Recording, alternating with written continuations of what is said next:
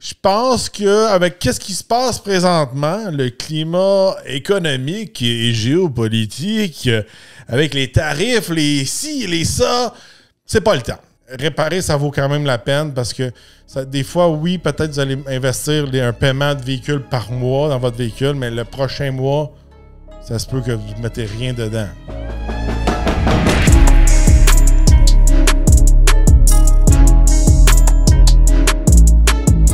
Cet épisode du Torque Podcast est présenté en collaboration avec Fast Wheels. Aujourd'hui au Torque Podcast, la fameuse question que beaucoup de personnes se posent. Est-ce que je m'achète un nouveau véhicule ou j'entretiens celui que j'ai déjà? C'est une bonne question et aussi ça s'applique à plusieurs personnes et selon la situation, tout ça.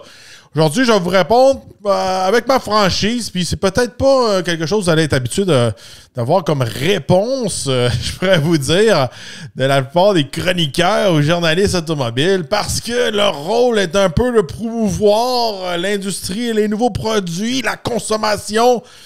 Moi, je vais être franc avec vous, de ce temps-ci, selon moi, c'est pas le temps d'acheter un véhicule. Je pense que les taux d'intérêt sont beaucoup trop élevés. Il y a beaucoup de véhicules qui sont trop cher et aussi, je pense que même dans l'usager, les taux d'intérêt sont extrêmement hauts aussi et même encore plus hauts. Je pense qu'avec qu'est-ce qui se passe présentement, le climat économique et géopolitique, avec les tarifs, les ci, les ça, c'est pas le temps. Moi, je vais être franc avec vous, c'est pas le temps d'acheter un auto. Je pense que c'est le temps d'être assis et regarder qu'est-ce qui se passe, être patient, voir qu'est-ce qui se passe avec le marché. Parce que présentement, je pense que dans les dernières années, il y a beaucoup de personnes qui se sont embarquées dans des véhicules qui étaient trop chers pour leur budget. Et on le voit présentement, surtout, j'ai eu des chiffres, j'ai pas eu des chiffres pour le Québec, là, mais j'ai eu des chiffres pour l'Ontario et les États-Unis. En Ontario, ils disent, comment ils appellent ça? Il y a un terme spécial. Je ne l'ai pas marqué ici, je l'ai marqué dans mes autres notes. Ils appellent ça des délinquants. J'appelle ça des délinquants de paiement. Là. Ils ont un terme fancy, mais en fin de compte, c'est quelqu'un qui ne paye pas son char ou qui ne paye pas sa maison. Ils disent qu'en Ontario, 90% de la population a des délinquances de paiement. Fait que ça c'est visa, auto, maison. Puis là, présentement, aux États-Unis, le chiffre est monté pour les personnes qui ne payent pas leur auto, presque à 7%. Il est à 6 points quelque chose. Là. Je ne me souviens pas exactement du chiffre. C'est le plus haut qu'ils ont jamais enregistré depuis qu'ils enregistrent les chiffres de ce côté-là. Puis ça, ils disent que cette espèce de 6 points quelque chose-là, c'est des gens qui ont 60 jours de retard. Bon, moi qui ai déjà travaillé chez GMAC, c'était la compagnie de finances pour GM, tu as des avertissements.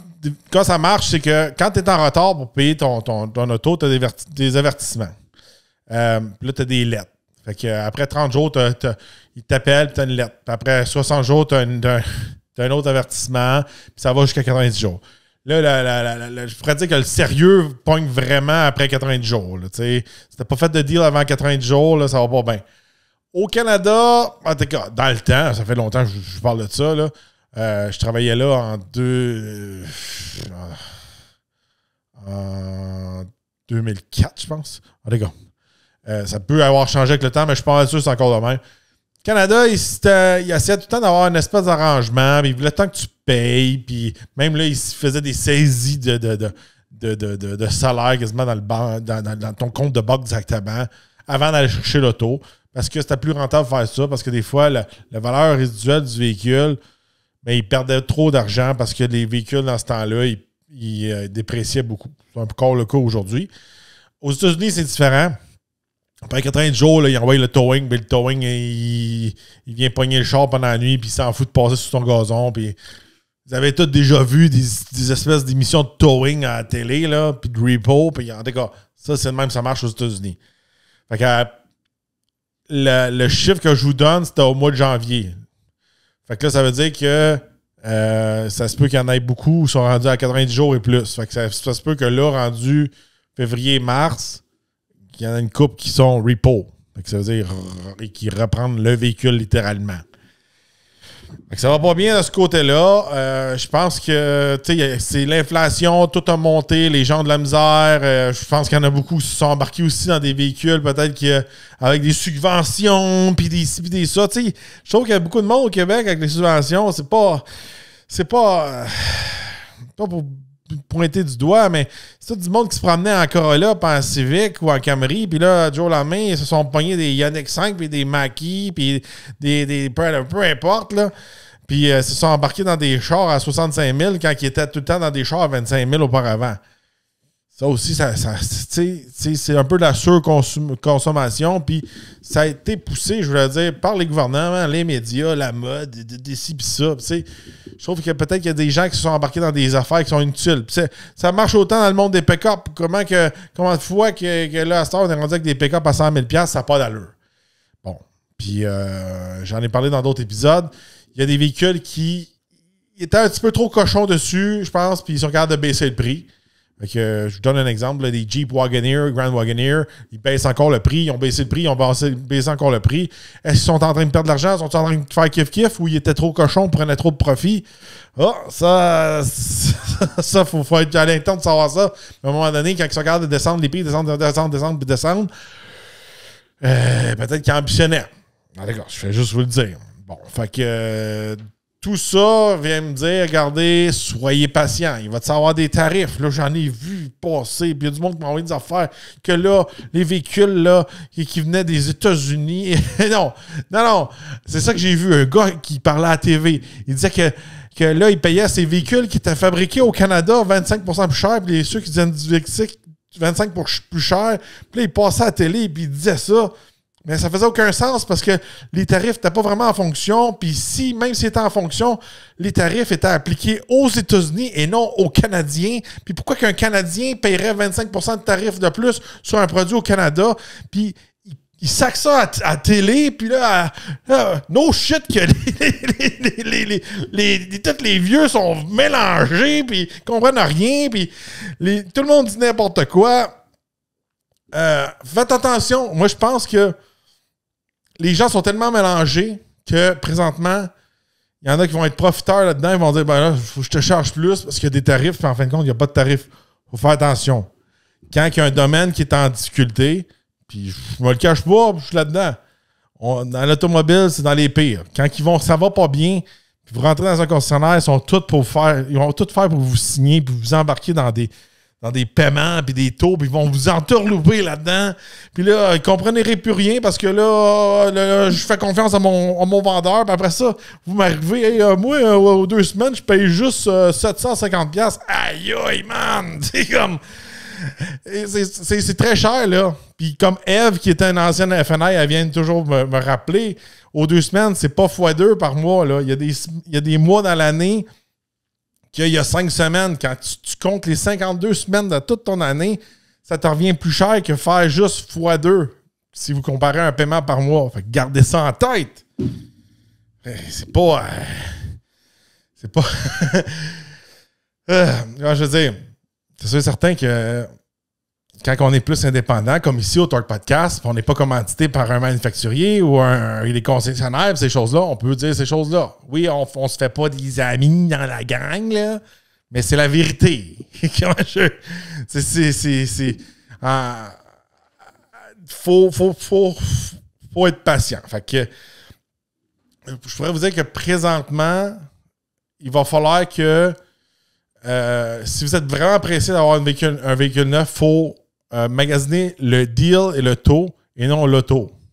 Si vous aimez un auto, mais ça se peut que l'auto ne vient jamais avec un deal dessus. Il va faire un sacrifice sur un modèle peut-être que vous n'aimez pas juste pour avoir un bon prix. Selon moi, c'est comme ça marche. Fait que, de l'autre côté, regardez, je pense que vous pouvez prendre soin de vos autos. Je pense que plus qu'on avance dans le temps avec la technologie, ces choses-là, on devient avec des voitures jetables. Toutes les updates, tous les véhicules électriques, même les voitures à gaz avec toute l'électronique qu'on retrouve dedans, ça devient un petit peu des véhicules qui sont durs à réparer, puis ils ont tout le temps des problèmes, ils ont tout le temps des bugs, ils ont tout le temps besoin des updates, des affaires-là. Si votre auto est un peu plus vieille, un peu plus de l'ancienne génération, de là, pas trop longtemps, Et je trouve qu'en moyenne, c'est des véhicules plus fiables. Je pense que ça vaut la peine d'en prendre soin. Si vous aimez votre auto, là, je dis pas que là, je suis allé voir mon garagiste et il me dit que faut que j'investisse 10 000 dans mon char qui se revend 15 000 là, vous êtes dans un peu une situation que faut faire vos calculs puis savoir si vous embarquez dans un véhicule neuf. Mais si vous êtes dans un véhicule qui va déjà bien puis qu'il n'y a presque pas de réparation à faire dessus, ça vaut peut-être... c'est le temps de faire un petit peu un investissement dans votre véhicule, de le réparer, de l'entretenir, prendre soin de votre véhicule, puis de faire des entretiens préventifs. Fait que c'est tout dépendant de votre année, de votre véhicule, comment vous l'utilisez et le kilométrage. Essayez de voir un peu sans faire couper la tête, dire ça, sans aller au concessionnaire, mais voir qu'est-ce que le concessionnaire il recommande. Vous pouvez aller à votre concessionnaire. Je ne dis pas d'aller au concessionnaire, là. Mais de ce côté-là, ils ont toujours des packages. Genre à 50 000 kilos, on te recommande de faire ça. À 70, 75 000 kilos, ça. Un à 100 000, un à 150 000. Puis c'est quand même des bons packages préventifs. Vous pouvez encourager vos garagistes du coin puis demander d'avoir le même style de service. Puis si votre garagiste du coin est moindrement honnête, il va vous dire ça c'est nécessaire, ça c'est pas nécessaire. Selon moi, il faudrait que tu checkes la drôle d'affaire parce que moi, j'ai vu sur ces modèles-là, il fait ci, fait ça. Là, c'est sûr et certain que avoir un bon garagiste honnête, qu'on fait confiance, puis qui nous recommande de la bonne façon, ça l'aide beaucoup. Mais je pense que faire des entretiens préventifs avant que ça casse, ça c'est bien. Tu sais, quand ils disent là, ta timing chain, ta timing belt est faite, t'es mieux de la faire avant qu'elle pète. c'est toutes des choses comme ça. Entretenir vraiment, laver son véhicule, l'entretenir, le polir, le cirer, faire de la prévention pour la rouille, etc. Vérifier nos freins, nos pneus, toujours avoir des choses pour être en sécurité. Tout ça, c'est sûr et certain que c'est un investissement. Mais si on aime notre véhicule et on veut le garder longtemps, ça vaut la peine. Un truc que je peux vous donner, puis qui est ouvert à vous, à monsieur tout le monde, puis qu'il y en a plusieurs peut-être que vous ne voulez pas prendre le temps de ça, mais si vous m'écoutez ici, ça veut dire que vous êtes en train de débrouillard, là, vous êtes capable d'ouvrir YouTube ou d'écouter un podcast. Fait que vous êtes une intelligence supérieure à ceux qui sont juste capables d'aller allumer leur télé. J'appelle ça de l'éducation YouTube. Si vous avez un modèle particulier ou un modèle spécifique, faites vos recherches. Il y a plein de gars sur Internet qui font des tutoriels de mécanique. Fait que vous pouvez faire votre mécanique vous autres même. Ça peut vous faire une nouvelle hobby ou quelque chose à apprendre. Puis aussi, ces personnes-là, si vous ne voulez pas faire votre mécanique, mais ils peuvent vous apprendre, regardez, cette pièce-là, avec le temps, ben, elle a un défaut, à casse. Celle-là, avec le temps, elle sèche au soleil aussi ou ça. Ça, il faut faire attention, il faut changer ça en prévention de tout ça. Ça peut vous aider, puis ça peut vous guider aussi que quand que vous arrivez à votre concessionnaire ou votre garage de coin de rue, bien dire, moi, j'aimerais ça que tu me fasses telle affaire. Puis même s'il t'ostine, regardez, souvent, le gars sur YouTube, il fait pas ça pour rien, puis pas pour le fun. Il change pas des pièces sur le char pour le fun, pour le show. Souvent, c'est des personnes quand même assez legit, que je pourrais vous dire. Puis des fois, c'est des passionnés d'un certain modèle. Je ne dis pas qu'ils connaissent ça plus que votre garagiste, mais des fois, ça peut être le cas. Je sais que les garagistes n'aiment pas ça, ce genre d'affaires-là. Mais au moins, quand vous arrivez à votre garagiste, au moins, vous savez d'un peu de quoi vous parlez. Puis s'il vous dit des affaires, puis ça vous donne un peu des notifications dans la tête, fait comme ouais, c'est vrai comme la vidéo. Ou même là, si vous avez pris des notes, fait comme ouais, mais là, moi, il faudrait que je change telle affaire, puis là, à tel kilométrage, je change mes smart plugs, puis c'est ça. Vous allez pouvoir avoir les termes et parler avec ces personnes-là. C'est sûr et certain qu'il faut avoir une certaine connaissance, passion pour ces choses-là. Je pense que si vous écoutez le Torque Podcast, vous avez un certain minimum de connaissances. Sinon, la moitié des affaires que je dis, vous ne comprenez rien. Ça, c'est ce que je pense, là. Mais je pense que c'est important. Tu sais, comme moi je vous donne l'exemple. Je suis en train de... J'ai pas un véhicule neuf. Ça fait des années de temps que j'ai eu des véhicules neufs. Ça faisait depuis Au moins 10-12 ans, j'ai toujours eu des véhicules neufs. Puis là, c'est la première fois que j'ai un vieux véhicule puis que je retape un vieux véhicule. Oui, l'investissement que je mets dans le Audi S6, ça vaut pas la peine. Puis je vais sûrement pas récupérer mon argent en bout de ligne, tout ça. Faut pas le voir comme ça. C'est un véhicule que je me mets un petit peu en mode sauvetage. J'aime ce véhicule-là. Je veux qu'il continue à vivre. Puis je l'aime. Puis je l'améliore. Fait que c'est ça qui se passe. J'ai fait des modifications dernièrement qui vient cacher un petit peu des défauts cosmétiques. Ça l'aide de ce côté-là, des fois, à faire des wraps, des choses-là, faire certaines petites modifications. Moi, tu sais, j'ai changé plusieurs choses sur le Audi. J'ai changé les roues, j'ai changé des lumières, j'ai amélioré plein de trucs. J'ai des choses à venir que j'ai faites dernièrement que je vous cache, là. Mais je vais dévoiler ça plus tard quand il va faire plus beau. Mais j'ai beaucoup de trucs aussi que j'ai achetés. Ça fait depuis... Vous allez me dire, on n'est pas tous comme toi. Ben, regarde, je vais vous donner mes trucs, là, si vous n'aimez pas mes trucs. Là. Depuis le mois de novembre, moi, je ramasse des pièces pour faire un méga entretien dessus. Au lieu d'arriver et faire comme, wow, ça vient de me coûter 3000 pièces, j'accumule des pièces quand ils sont en rabais. Fait que quand c'est Black Friday, j'ai acheté des filtres à l'air, de l'huile, des filtres à gaz. Je veux changer aussi peut-être le Prestone, plein de trucs. Des gros entretiens, mais tu sais, quand on achète tous les trucs, puis on va en faire un peu nous-mêmes, mais si on les achète à rabais, on est patient, mais peut-être que ça vaut la peine en bout de ligne. Comme là, peut-être je vais peut-être changer les spark plugs, je vais peut-être changer les coil packs. Je rappelle, j'ai un V10, là, fait que c'est 10 spark plugs, 10 coil packs. Fait que c'est quand même des investissements à ce côté-là. Faut que je vérifie mes freins et ces choses-là. Sûrement mettre des nouveaux pneus cet été. C'est des choses comme ça, mais il faut aimer le véhicule. Si vous voulez juste quelque chose qui est loué, puis ça, puis tu le bats, puis tu le ramènes tout croche, ça reste à vous.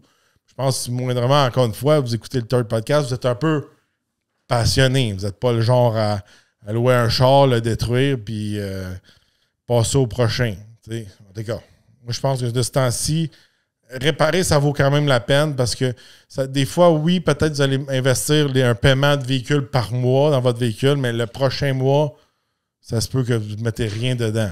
Fait que ça vaut la peine de ce côté-là. Le futur, selon moi, vous me dites, ben moi, là, je suis tanné de mon vieux char, puis j'ai de l'argent, puis moi, je m'en fous. Mais je dis, moi, je pense que si vous êtes smart avec votre argent, même si vous faites un bon salaire, vous n'êtes pas serré, comme la majorité des gens, mais moi, je vous dis, soyez patient quand même. Il va y avoir des rabais de manufacturiers. Les manufacturiers vont descendre les prix, selon moi. Puis il va y avoir beaucoup des reprises de finances. Peut-être des deals côté usager ou à l'encan, ces choses-là, ça va valoir la peine pour ceux qui ont vraiment de la misère et qui perdent leur véhicule. Si vous avez de l'argent, ça va être le temps de ramasser ces véhicules-là à bas prix. Un autre truc aussi, si vous voulez rajeunir votre véhicule ou l'améliorer, bien, vous pouvez changer les roues de votre véhicule avec notre commanditaire Fast Wheel qui offre plusieurs roues pour toutes sortes de véhicules, que ce soit électrique, hors route. Si vous voulez avoir des répliques aussi de roues qui ont l'air OEM, vous allez retrouver ça chez Fast Wheel. Comme moi, regardez, sur l'Audi, les roues étaient maganées, ils étaient frottés à des places. Fait que c'était soit que j'allais reconditionner les roues puis les refaire peinturer, etc., ou acheter des nouvelles roues. Puis je pense que le prix des roues chez Fast Wheel n'est pas très dispendieux. Je pense que ça peut être abordable à tout le monde. Fait que ça peut donner un nouveau look à votre véhicule, le rajeunir. Puis aussi, peut-être redonner un peu un petit truc d'amour qui vous manque à votre véhicule. Des fois, ça n'en prend pas gros. Là. Des fois, vous êtes comme « Ah, je suis tanné de mon vieux char. » Mais là, des fois, vous changez les roues, puis boum, là, vous avez comme « Ah, là, j'aime ça. Là. J'ai changé de telle affaire, là, puis je l'ai amélioré ci ou ça. Là, j'aime ça. » Fait que des fois, ça vaut la peine de réinvestir un peu, mettre des belles roues à votre goût, changer le look de votre véhicule, ou même changer peut-être la vocation, le rendre un peu plus sportif, un peu plus capable pour leur route. Ça vaut la peine. Je rappelle que sur le site qui est dans la description, fastco.ca, Vous pouvez rentrer votre marque, votre année, votre modèle, puis ils vont vous donner tous les choix de roues, puis vous pouvez même visualiser les roues sur votre modèle. Puis je vous garantis là, que quand vous le visualisez, vous faites comment ça a l'air ordinaire, c'est toujours mieux en vrai que sur le site. Là. Le site essaie de faire une bonne job, mais en vrai, ça paraît mieux. Mais moi, c'est quelque chose que j'ai toujours fait sur tous mes véhicules. Du début jusqu'à la fin, j'ai pas eu un véhicule dans ma vie que j'ai pas changé les mags dessus. Fait que ça a toujours été un de mes must à faire. Fait que roues, après ça, les pneus, ces choses-là, là, ça a toujours été l'une des premières choses que j'ai faites. Puis aussi, je changeais un petit peu de l'ordinaire. Vous n'avez pas l'air d'un véhicule comme Monsieur Tout-le-Monde. Si vous appréciez mon contenu, n'oubliez pas d'aller m'encourager dans la section VIP. Les liens sont dans la description. Autant sur Spotify que YouTube. Vous êtes de plus en plus nombreux, c'est très apprécié. Je rappelle que c'est important de nous supporter, comme ça on ne vous bombarde pas de publicité, on reste indépendant. Je peux vous dire que c'est pas le temps d'acheter un auto au lieu de vous dire oh non, consommez, embarquez dans des taux d'intérêt à 10% et 12%. Ça vaut la peine, c'est comme ça. Vous voyez, je peux garder un peu mon avis puis ma franchise de cette façon-là en restant indépendant. Vous nous aidez beaucoup. Bon, on vous en donne aussi dans le VIP. Vous avez tous les épisodes à l'avance et les épisodes exclusifs. On répond à vos questions, etc., etc. Chaque membre VIP est très apprécié. Si vous êtes nouveau, n'oubliez pas de vous abonner, liker, de partager. On se revoit dans un prochain podcast.